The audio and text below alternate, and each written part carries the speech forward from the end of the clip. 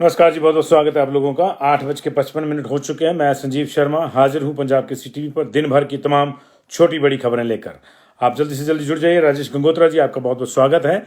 दिन भर से आप कुछ कयास देख रहे होंगे अलग अलग माध्यमों पर कि मुख्यमंत्री कल आ जाएंगे, ये हो जाएगा, वो हो जाएगा, मुख्यमंत्री कब लौटेंगे, मंत्रिमंडल का गठन कब होगा, इसको लेकर हम लोग आपको एक सटीक जानकारी देंगे। जुड़े रहिएगा, शेयर भी कर दीजिएगा। Rajesh Gangotra ji, Rajesh Kain ji, Aditya Rajput ji, hello. Kumari Sonu ji, thank you very much for joining us. Ranjit Singh Raju ji, Ajay Kumar ji, Kiran Kanwar ji, Kuldeep Manu ji, नमस्ते। सबका बहुत बहुत स्वागत है जी।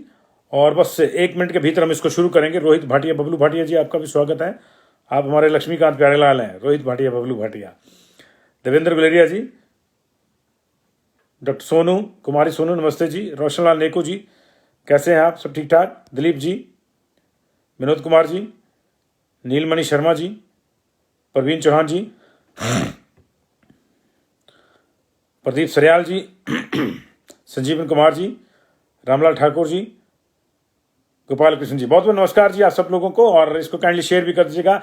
आज की जो बड़ी खबर है वो ये है कि कोविड की गाइडलाइंस दोबारा लौट सकती है। कोविड की पाबंदियां जो है वो दोबारा लौट सकती है, देश में भी और प्रदेश में भी। इसको लेकर आज अलग अलग बैठक हुई है। प्रधानमंत्री ने बैठक करी है, यहाँ पर प्रधान सचिव स्वास्थ्य ने बैठक करी है और अभी सीएम भी बैठक करने वाले हैं। उसकी सारी आपको जानकारी देंगे। उधर एक एमएलए को स्वाइन फ्लू हो गया, हिमाचल प्रदेश के एमएलए को। सीएम ऑलरेडी कोविड पॉजिटिव है, क्वारंटाइन चले हुए हैं।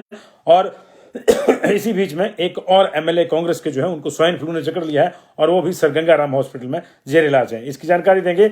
अभी मुख्यमंत्री नहीं लौटेंगे, अभी वो 2 दिन और क्वारंटाइन रहेंगे। पूरा 7 दिन का जो कोविड प्रोटोकॉल है उसको पूरा करने के बाद ही लौटेंगे। आपने दिन भर बड़ी खबरें सुनी होगी कि मुख्यमंत्री कल आ जाएंगे, परसों मंत्रिमंडल की शपथ हो जाएगी। ऐसा कुछ नहीं है, आपको पूरी खबर देंगे। हमारी उनसे बातचीत हुई है। उधर राहुल गांधी ने अपनी भारत जोड़ो यात्रा रोकने से इनकार कर दिया है। कोविड का हवाला देकर मनसुख मांडविया, केंद्रीय स्वास्थ्य मंत्री, ने उनको अपनी यात्रा रोकने के लिए कहा था, लेकिन उन्होंने कहा है कि सरकार डर गई है और कोविड के बहाने मेरी यात्रा रोकना चाहती है, लेकिन ये यात्रा अब कश्मीर तक ही जाएगी। फिलहाल राहुल गांधी राजस्थान के बाद 2 दिन से हरियाणा में है, इसके बाद वो पंजाब और फिर हिमाचल के बॉर्डर को टच करते हुए जम्मू कश्मीर में एंटर करेंगे। तो ये इस वक्त की बड़ी खबर थी। और हिमाचल प्रदेश में आज कोविड के 6 केसेज आए हैं। 6, कल 3 आए थे, आज 6 केसेज आए हैं। कोविड की खबरों से ही शुरुआत करेंगे। देश और दुनिया में कोविड को लेकर चिंताएं लगातार जारी हैं। खासतौर से दुनिया में हालात बिगड़े हुए हैं। फ्रांस में पिछले 1 दिन के भीतर 57,000 नए केसेज आए हैं। साउथ अफ्रीका में 87,759 नए केसेज आए हैं। पूरी दुनिया की अगर हम बात करें तो पूरी दुनिया में पिछले 24 घंटे में 5,86,000 नए केसेज आए हैं। लेकिन भारत में ये महज मामला 513 का है। भारत में इस समय बिल्कुल शांति वाले हालात हैं, लेकिन इसका मतलब ये नहीं है कि भारत इस पर ध्यान नहीं दे रहा है। भारत में आज बाकायदा कोविड को लेकर चिंता जाहिर करी गई। दुनिया के जो हालात हैं उससे हम भी छूते नहीं रह सकते। एक और BF7 का वेरिएंट जो है मिला है भावनगर में, गुजरात के भावनगर में, जो चीन से आया है, व्यापारी है, उसमें भी BF7 की पुष्टि हुई है। लेकिन इसके बीच में आज प्रधानमंत्री नरेंद्र मोदी ने एक हाई लेवल मीटिंग आयोजित करके इसकी फीडबैक ली और कोविड की प्रबंधों की समीक्षा करी कि यदि खुदा न खास्ता यहाँ भी कोई इस तरह का छोटा मोटा सर्ज आता है तो उसे कैसे निपटा जाए, इसको लेकर एक समीक्षा करी गई। संसद में भी प्रधानमंत्री और लोकसभा के अध्यक्ष, कई अन्य नेता आज बाकायदा मास्क लगाकर जो है वो बैठे हुए दिखे और ये एक संकेत था कि हमें अभी एक बार फिर से थोड़ा सतर्क रहने की जरूरत है। उधर मनसुख मांडविया ने कहा कि चीन के हालात पर भी हमारी नजर है, लेकिन उसका हमको कोई प्रभाव ज्यादा पड़ेगा ऐसा लगता नहीं है, क्योंकि हम लोगों ने अभी 90% से अधिक आबादी को 2 डोज दे दी है और 22% आबादी जो है ओवरऑल उसको हम लोग जो है बूस्टर डोज भी दे चुके हैं। इसके बावजूद अभी तुरंत प्रभाव से कुछ कदम उठाए गए हैं। उसमें ये मैंडेटरी तो नहीं किया गया अभी आप मास्क लगाना आपके लिए, लेकिन ये मैंडेटरी कर दिया गया है कि हवाई अड्डों पर खास तौर से विदेश से आने वाले जो यात्री हैं उनकी रैंडम सैंपलिंग की जाए और अगर 100 यात्री आ रहे हैं किसी हवाई अड्डे पर विदेश से तो कम से कम 22 की जांच जरूर की जाए।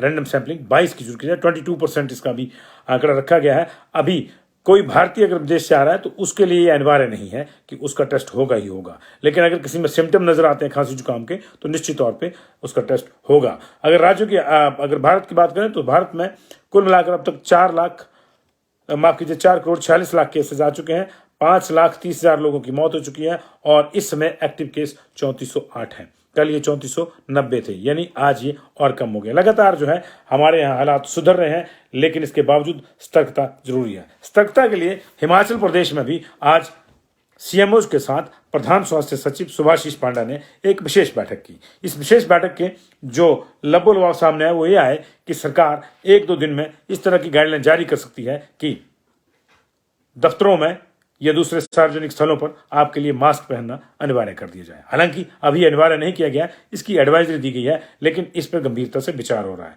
लेकिन इसके साथ ही आपको बता दूं कि हिमाचल प्रदेश में जल्दी ही बूस्टर डोज, कोविड वैक्सीन की बूस्टर डोज को अनिवार्य किया जा सकता है। ये आज की मीटिंग का जो है बड़ा फैसला लिया गया और ये भी फैसला लिया गया कि टेस्टिंग बढ़ाई जाएगी और टेस्टिंग रैट पे नहीं की जाएगी, आरटीपीसीआर की जाएगी, क्योंकि जीनोम सीक्वेंसिंग के लिए अब उनको उसको भेजना अनिवार्य किया है, केंद्र ने निर्देश दिया है और ये तभी संभव है जब आप आरटीपीसीआर टेस्ट करेंगे। हालांकि ये अलग बात है कि जब इस तरह की घोषणा प्रधान स्वास्थ्य सचिव कर रहे थे तो जो टेस्ट हो रहे थे उसमें रैट की संख्या ज्यादा थी। आज सिर्फ 182 आरटीपीसीआर हुए, 666 टेस्ट हुए हैं कुल मिला के, 2 ट्रू नॉट, 182 आरटीपीसीआर और 482 जो हैं वो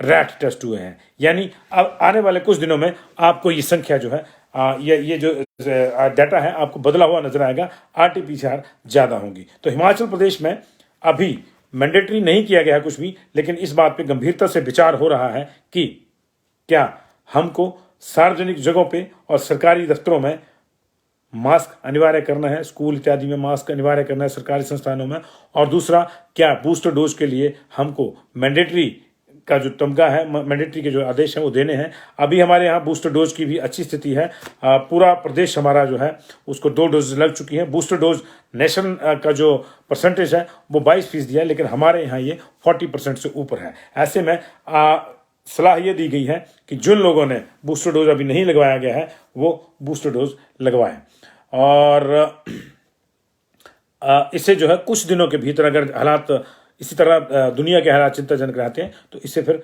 मैंडेटरी भी किया जा सकता है। फिलहाल आज सीएमओ के साथ बैठक हुई है। परसों मुख्यमंत्री सुखविंदर सिंह सुक्खू ने वर्चुअल बैठक बुलाई है अपने स्वास्थ्य विभाग के उच्च अधिकारियों की। जाहिर है कि सीएमओ से जो फीडबैक लिया गया, उनको जो कहा गया है, उनको जो निर्देश दिए गए हैं, उस सारी फीडबैक को मुख्यमंत्री सुखविंदर सुक्खू के साथ भी साझा किया जाएगा। ये वर्चुअल बैठक दिल्ली से ही होगी। हिमाचल सदन में फिलहाल मुख्यमंत्री क्वारंटाइन है और हमारी उनसे दिन में बातचीत हुई है। उन्होंने स्पष्ट कहा है कि अभी वह पूरे क्वारंटाइन प्रोटोकॉल का पालन करेंगे, यानी वो 25 से पहले शिमला नहीं लौटेंगे। दिन में ये खबरें चली थी कई जगह कि कल वो लौट जाएंगे और 24 को मंत्रिमंडल का गठन होगा। उन्होंने स्पष्ट कहा कि वे 7 दिन का जो सेल्फ क्वारंटाइन है वो प्रोटोकॉल को पूरा करेंगे, और इसका मतलब है कि 18 को उनका टेस्ट हुआ था, 18, 19, 20, 21, 22, 23 और 24 को वो प्रोटोकॉल उनका समाप्त हो रहा है।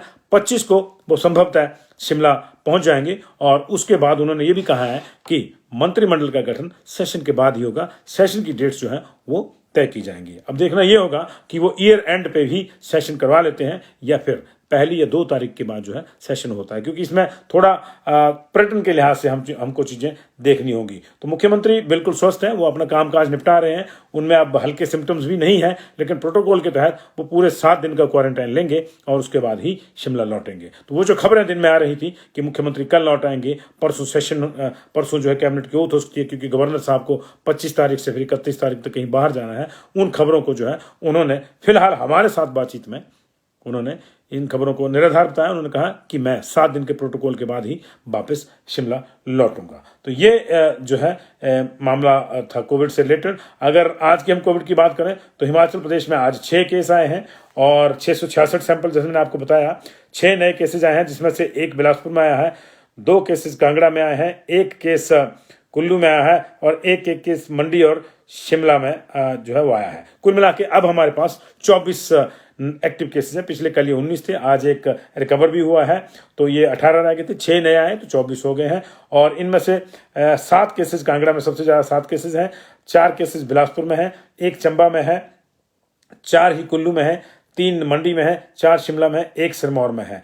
बाकी जिलों में कोई कोविड का केस एक्टिव नहीं है और ये सभी के सभी केसेस जो है अभी होम क्वारंटाइन है, कोई भी इनमें से हॉस्पिटलाइज्ड नहीं है। यानी हालात हमारे यहाँ बिल्कुल कंट्रोल में है, लेकिन अभी कुछ दिनों तक सैंपलिंग बढ़ाने से हो सकता है कि हमको लगे कि केसेस बढ़ रहे हैं। इसका मतलब ये नहीं है कि पैनिक आप हो जाएं, ये पैनिक होने की जरूरत नहीं है, क्योंकि इस चीज़ को जो है अब कई एंगल से देखा जा रहा है। एक एंगल इसका पॉलिटिकल भी है। सरकार ने राहुल गांधी से ये आग्रह किया था कि वे अपनी यात्रा त्याग दें क्योंकि कोविड फैल सकता है, तो राहुल गांधी ने कहा है कि मैं अपनी भारत जोड़ो यात्रा नहीं रोकूंगा। उन्होंने कहा कि केंद्र सरकार ने अब नया फार्मूला निकाला है, मुझे चिट्ठी लिखी है कि मास्क लगाओ, कोविड फैल रहा है।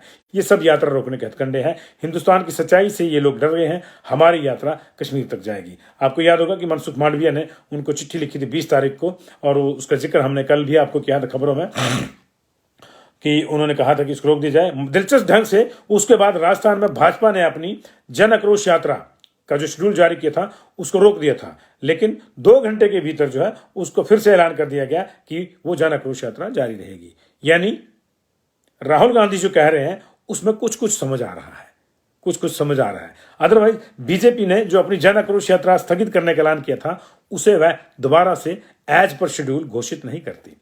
बीजेपी के राष्ट्रीय महासचिव अरुण सिंह ने यात्रा स्थगित करने की जानकारी दी थी और राजस्थान के भाजपा अध्यक्ष सतीश पूनिया ने ठीक 2 घंटे बाद कहा कि जब तक कोरोना को लेकर कोई आधिकारिक एडवाइजरी जारी नहीं होती तब तक यात्रा अपने तय कार्यक्रम के अनुसार ही होगी। तो जनाब, भारत जोड़ो यात्रा को तो बाद में रोकिएगा, पहले आप अपनी यात्राएं रोक लीजिए। वैसे भी इस देश में कोविड को लेकर बहुत सी बहस होती है कि जब चुनाव होता है, जब नेताओं की रैलियां होती हैं, तब कहीं कोविड नजर नहीं आता, और उसके बाद जब चुनाव निपट जाते हैं या दूसरी चिंताएं हो जाती हैं तो कोविड की चिंता भी आ जाती है। चिंता में बीजेपी भी है, चिंता में हिमाचल प्रदेश की बीजेपी भी है। उसको लगता है कि हमारे जो जितने भी काम थे विकास के वो सारे रोक रही है सुक्खू सरकार।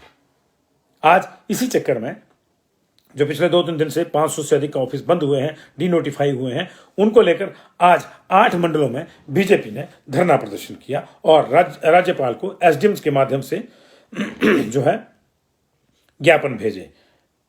और उसमें यह साफ कहा गया कि विकास की रफ्तार जो बीजेपी सरकार ने अटेन की थी उसको ब्रेक लगाने का काम सुक्खू के ये फैसले कर रहे हैं। अब बड़ी दिलचस्प बात यह है कि बीजेपी ने क्या विकास सिर्फ 5वें साल में ही किया, क्योंकि सुक्खू सरकार ने पिछले 9 महीने के फैसलों को रिव्यू करने की बात करी है।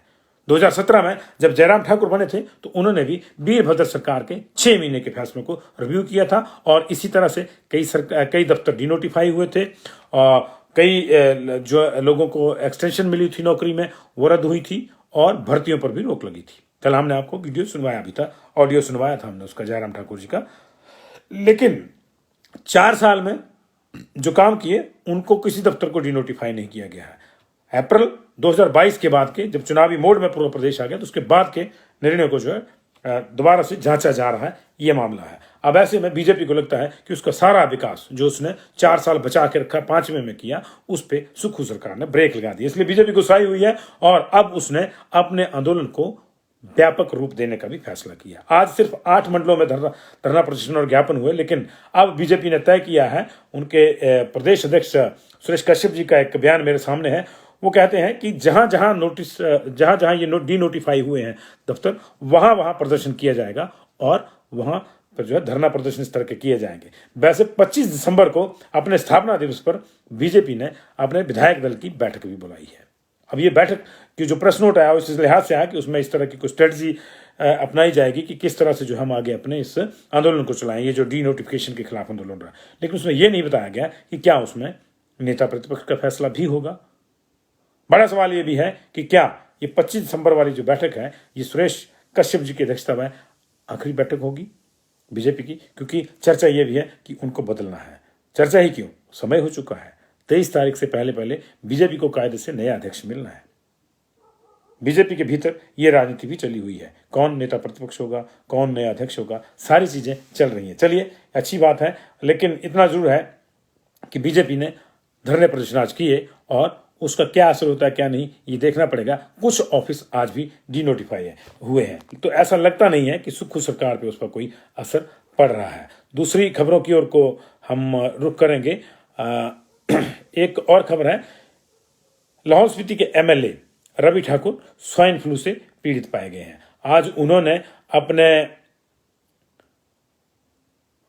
सोशल मीडिया हैंडल पे अपनी एक तस्वीर जाहिर की जिसमें वो अस्पताल के बेड पर हैं और उन्होंने कहा कि उन्हें दिल्ली के सर गंगाराम अस्पताल में उपचार के लिए भर्ती कराया गया है और उनको स्वाइन फ्लू हो गया था, जहां से अब उनके स्वास्थ्य में सुधार बताया जा रहा है, लेकिन अस्पताल से छुट्टी मिलने में अभी 2-3 दिन का वक्त लगेगा। तो तबीयत खराब होने पर उनको जो है हॉस्पिटल लाया गया था, वहां उनका टेस्ट किया गया, उनके ब्लड सैंपल को जब जांचा गया तो उसमें उनको स्वाइन फ्लू की पुष्टि हुई है।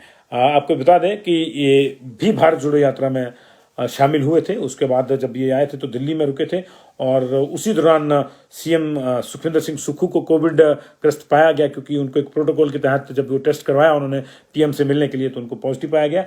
अब ये जो है स्वाइन फ्लू वाला मामला सामने आया है। एहतियात जरूरी है, मौसम कुछ इस तरह का है। स्वाइन फ्लू भी उतना ही घातक है जितना कोविड घातक है। एक समय में स्वाइन फ्लू से भी लोग उतने ही डरते थे जितने 2 साल पहले कोविड की दहशत थी। मुझे अच्छी तरह से याद है जब हिमाचल प्रदेश में स्वाइन फ्लू का पहला केस आया था तो शिमला में सन्नाटा छा गया था। हॉस्पिटल जाने से जो आम बीमारियों वाले लोग थे वो भी हॉस्पिटल जाने से डरते थे। लेकिन सवाल यही है कि आप अपना ख्याल रखें, अगर आप संभव है तो मास्क लगाएं, उसमें कोई दिक्कत नहीं है। आजकल तो वैसे भी ठंड से बचाएगा आपको मास्क, तो आप लगा सकते हैं। करुणामूलक भर्तियों के मामले में एक बड़ी खबर आई है।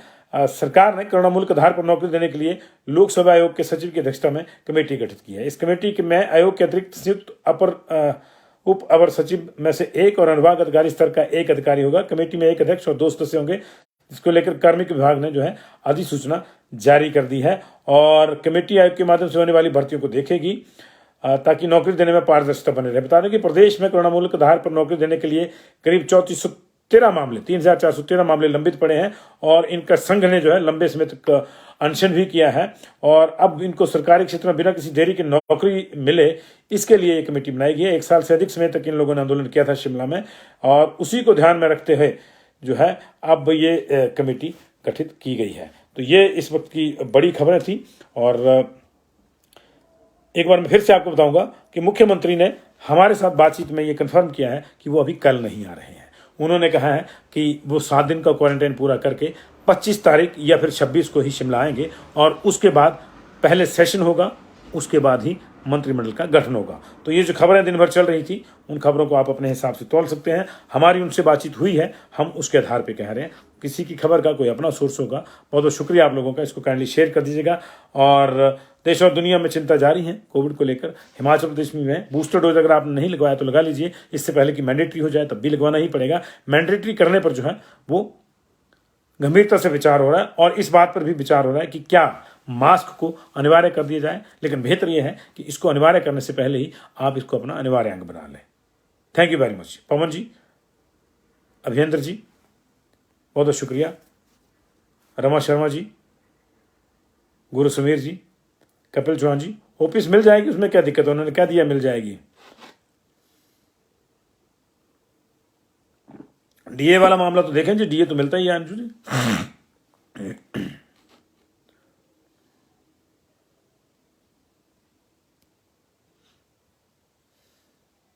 राजकुमार ji, Pawan ji, Vishal Sharma ji. No it's not soup sir, ये हॉट वाटर है Vishal ji. Lekhram ji, thank you very much.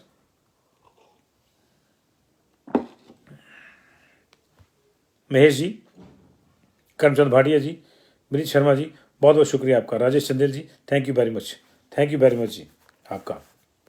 NHM का मुद्दा भी उठाएंगे जी, धीरे धीरे आएंगे पवन जी, सारे मुद्दों पे आएंगे। अभी जरा सरकार का भी हनीमून पीरियड चल रहा है और संभव है कि कुछ ना कुछ करेंगे। अशोक कुमार जी, हरे कृष्णा।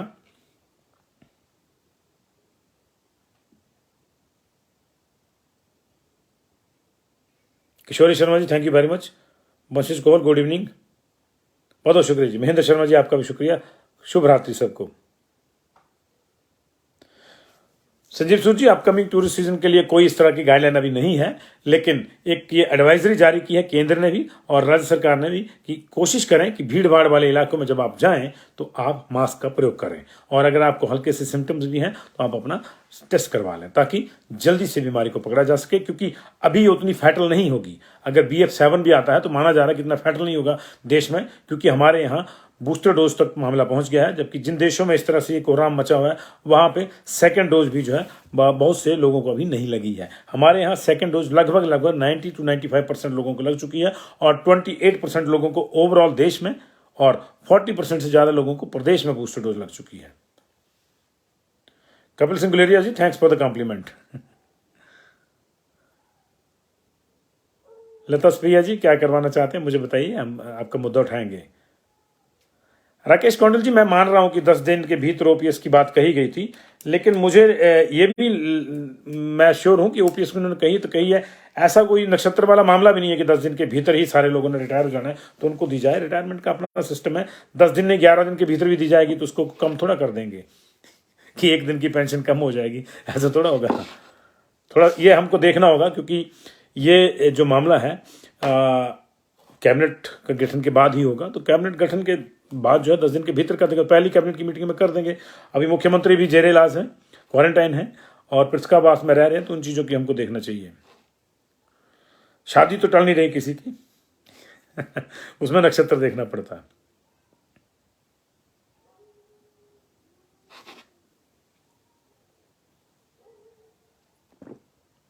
सर, छोटे बच्चों की वैक्सीनेशन जो है अभी बूस्टर डोज को लेकर कोई गाइडलाइन अभी नहीं आई है, 18 से जो 21 वाले थे उनको जी, और छोटे बच्चों को लेकर जो अभी देखिए अब नया आया दौर आया तो कुछ ना कुछ जरूर होगा जिसमें जी।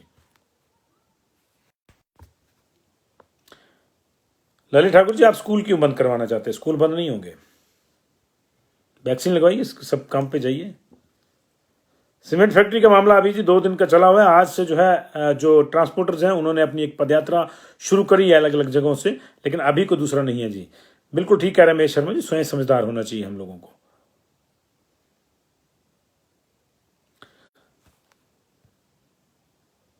अभिनंदन जी, 1 लाख नौकरी भी जब आएगी तो उसमें इकट्ठी नहीं आएगी 1 लाख, अलग अलग डिपार्टमेंट्स में आएगी, आप अपने हिसाब से उसमें अप्लाई कर सकते हैं। वेटनरी का मुद्दा है जी, अब तो ऑलमोस्ट डन हो ही गया था, पिछली सरकार ने कर दिया था, अब देखना क्या होता क्या नहीं होता उसमें।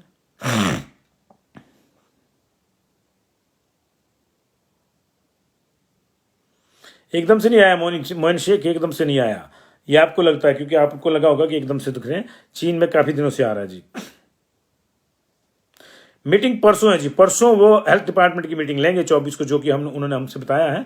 परसों वो वर्चुअली मीटिंग लेंगे दिल्ली से ही, और फिर जो है 25 के बाद वो शिमला आएंगे, ऐसा उन्होंने बताया जी।